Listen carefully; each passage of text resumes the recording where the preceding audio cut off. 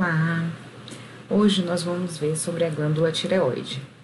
Então, essa nossa aula, ela vai ser dividida em algumas partes. A primeira parte, nós vamos falar sobre a estrutura da glândula tireoide, na verdade, mais uma revisão dessa glândula. E na segunda parte, nós vamos ver sobre a fisiologia, como é que acontece a síntese e a liberação, o transporte dos hormônios tireoideus, certo? Para a gente começar, nós vamos ver um pouquinho sobre a estrutura. Então, a glândula tireoide, ela está localizada no pescoço, ela fica localizada aqui no nosso pescoço, anteriormente ou lateralmente à traqueia, que está aqui abaixo da laringe. Então, aqui vocês estão observando a laringe, cartilagem tireoide, cartilagem cricoide, a traqueia aqui, e aqui a gente consegue observar a glândula tireoide. Embora ela esteja principalmente, predominantemente localizada aqui à frente da traqueia, ela se projeta em direção à laringe, certo? Mas a localização dela é anterolateralmente aqui à nossa traqueia.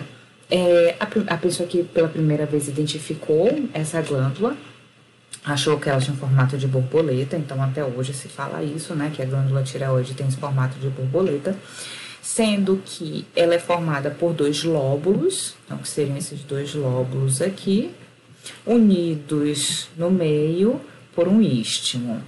Essa seria aí a principal característica, a estrutura, né, a nível estrutural dessa glândula tireoide. Além disso, ela é uma das maiores glândulas endócrinas do nosso corpo, não glândula do nosso corpo, nem órgão do nosso corpo, certo? Ela é uma das maiores glândulas endócrinas, pesando em torno de 15 a 20 gramas. E qual é a formação, né? Como é que essa glândula ela é formada internamente, a sua estrutura histológica? Então, essa glândula ela é revestida de um tecido conjuntivo frouxo que penetra na glândula e vai formando diversos septos até que vai chegando na unidade funcional, né, na parte principal dessa glândula em termos de função, que são os folículos, onde então a gente vai perdendo esse tecido conjuntivo e a gente vai ter somente fibras reticulares. São essas fibras reticulares que vão dar sustentação para esses folículos, ou seja, para essas células que formam esse folículo. Então, aqui nessa imagem, vocês conseguem perceber isso, né?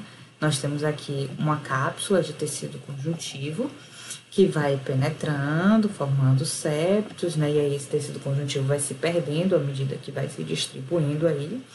E aí nós vamos ter a formação aqui de fibras reticulares, dando essa sustentação, ajudando aí a formação da lâmina basal, que dá sustentação para essas células. Aqui a gente já começa a ver uma coisa interessante a respeito dessa glândula tireoide, que é a presença desses folículos tireoidianos ou folículos da tireoide. A gente vai falar mais como folículos, mas aí vocês já sabem a quem se refere, que são essas estruturas aqui esféricas que a gente pode observar. Então, esses folículos, eles constituem a tireoide. Nós temos milhares de folículos, sendo considerados a unidade funcional da glândula tireoide, ou seja, a estrutura que exerce aí a principal função.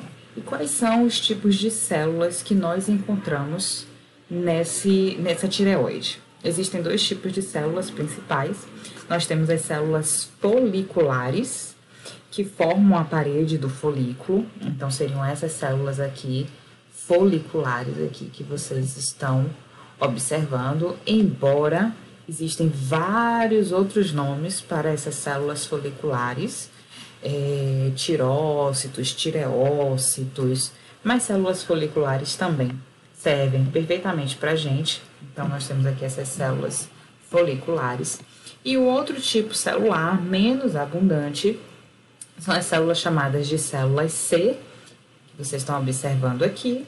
Essas células C, vem de claras, porque ela tem um citoplasma mais claro, e isso diferencia das células foliculares, mas elas também podem ser conhecidas pela sua posição como células parafoliculares. Então, nós temos aí dois tipos celulares que nós vamos estudar. O que nós vamos estudar hoje são as células foliculares, que são as células que formam folículo, enquanto que nós temos essas aqui, que são as células parafoliculares ou células C, que elas podem até constituir o folículo, mas normalmente elas não fazem parte, e como o nome já diz, elas são parafoliculares, ou seja, ela fica entre os folículos e estão em menor proporção. A função dessas células não é o objeto de estudo da aula de hoje, mas a gente vai estudar sobre elas e nós vamos falar sobre elas. Elas estão relacionadas ao metabolismo do cálcio e elas secretam um hormônio chamado de calcitonina, certo? Então, a gente vai estudar posteriormente sobre elas. Já as células foliculares, elas têm a função de produzir os hormônios tireoidianos, T3, T4, são as células foliculares que fazem isso. Aqui, mais uma imagem da parte da estrutura da tireoide. Então, vocês conseguem ver aqui o formato de borboleta dela, os lóbulos aqui unidas pelo istmo. Vejam que ela está toda anterolateralmente. E aqui numa visão dorsal a gente pode observar que ela não tá todo em torno dessa estrutura, ou seja, não fica todo em torno da traqueia. Ela é anterolateralmente de fato, mas não pega essa porção dorsal.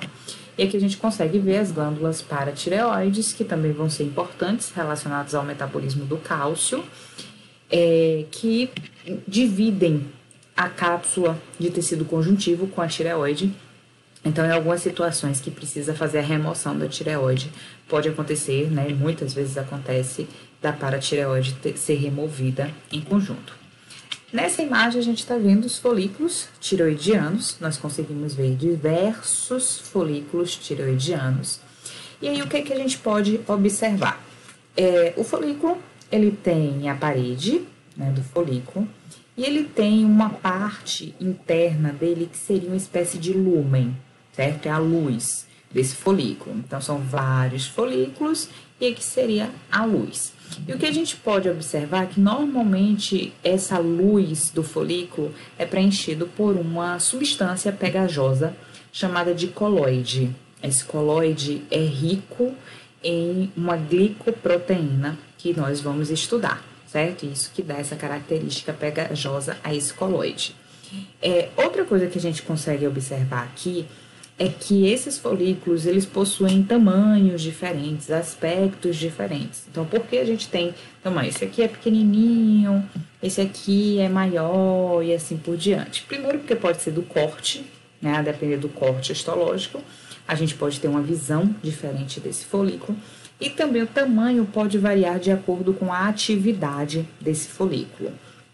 E aí, falando em atividade, vamos olhar aqui a parede do folículo, né? Então, aqui a gente observa que essa é a parede do folículo e a gente pode ver que essa parede é formada por um epitélio simples, ou seja, é uma camada só de células. Nós podemos imaginar aqui isso acontecendo da seguinte maneira. Olha, isso aqui seria uma separação entre esses dois aí, certo? Então, aqui a gente pode considerar como se fosse a membrana basal, que eu coloquei em vermelho. Aqui é o epitélio desse folículo, enquanto que esse é o epitélio desse folículo de cá, certo? Então, um epitélio simples, porque a gente encontra somente uma camada de células. Além disso, essas células aí, são aquelas células que a gente já citou antes, certo? São as células foliculares. Mas qual é o formato dessas células foliculares? Em um folículo normal, um funcionamento normal, essas células foliculares, ela tem um formato cuboide. Então, a gente vai ter um formato cuboide dela, então seria um epitélio cuboide simples. Só que isso pode variar muito de acordo com a atividade do folículo. O tamanho dessas células, né, o formato dessas células, varia com a atividade do folículo.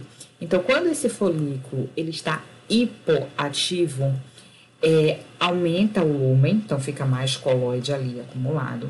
E essas células hipoativas, elas tendem a ficar mais pavimentosas, ou seja, elas ficam mais achatadas. Já quando esse folículo está com atividade muito alta, está hiperativo, superestimulado, essas células ficam maiores, podendo até chegar no formato de serem cilíndricas. Por exemplo, numa situação de bócio, né, elas podem ser cilíndricas, podem hipertrofiar até esse ponto, e a quantidade de coloide diminui bastante, né, porque a célula toma o espaço do folículo e aí você perde em coloide, né? Então, isso aqui é uma das coisas que a gente pode observar. Outra coisa aqui, onde estão as células parafoliculares? A gente consegue ver aí? Conseguimos, não é das melhores imagens para a gente conseguir observar, mas a gente consegue. Elas são aquelas que têm o citoplasma mais claro, a gente não vê o núcleo tão marcado assim, porque é uma célula com formato maior, então por isso que dá para a gente observar. Então aqui, ó, aqui tem perfeitamente uma célula parafolicular para a gente ver. Aí vocês podem também se perguntar, mas será que isso aqui são células parafoliculares? Porque a gente não está vendo aqui formando a parede de um folículo, né? Então, seriam as células parafoliculares aqui entre os folículos? Provavelmente não. Pela intensidade de marcação aqui desse núcleo e tal, é possível que seja uma parte que a gente pegou aí, né, da parede de algum folículo. A gente não conseguiu pegar o lúmen, o corte, né? Mas a gente pegou a parede de um folículo, então, provavelmente, essas são as células foliculares e não as células parafoliculares. Mas aqui, ó, tem um conjuntinho que nos parece ser células parafoliculares, aqui da mesma forma, ó, células parafoliculares e aqui as células foliculares. Então, assim, não é tão difícil da gente conseguir observar isso na imagem. Uma outra coisa interessante a respeito da tireoide, a respeito desses folículos, é que eles são altamente vascularizados. Então, a gente observa que existe aí uma alta vascularização. Vocês podem ver aqui os diversos folículos de tamanhos diferentes. E aqui vocês também conseguem ver que nós encontramos muitos capilares. Nós encontramos uma alta quantidade aí, ó, de capilares. Por que esses capilares? Porque eu preciso? Porque a gente está falando de sistema endócrino. Se a gente fala de sistema endócrino, o hormônio vai ser produzido aqui por esse folículo e ele vai ser lançado na circulação. Então, eu preciso de muitos capilares. Então, eu tenho muitos capilares. E esses capilares, eles são capilares fenestrados, que é um tipo de capilar que é comum em glândulas endócrinas, exatamente para facilitar a passagem desse hormônio, certo? Para a gente fechar aqui essa parte da histologia, a última coisa que eu queria que vocês pensassem é o seguinte. Quando a gente está falando aqui desse folículo, essa parte aqui é a que está voltada para o capilar, né? Essa parte que está voltada para o capilar. Então, quando eu falar dessas células foliculares, essa é a membrana basal. Essa aqui é a membrana basal. Já que está voltada aqui para o lúmen, que está voltada para o coloide, para onde a gente vai ver que tem aí todo o processo de síntese e tal, produção dos hormônios, essa vai ser a membrana apical. Eu sei que é diferente de muita coisa que a gente já estudou, mas aqui funciona desse jeito, certo? Então, a membrana que está voltada para o capilar, para o sangue, onde o hormônio, uma vez já sintetizado, vai ser secretado, nós chamamos de membrana basal ou membrana basolateral. Já a parte aqui voltada para o lúmen, voltada para o coloide, membrana apical. Mais uma vez, nós temos as células foliculares formando a parede aqui, e aqui a gente tem até uma célula parafolicular.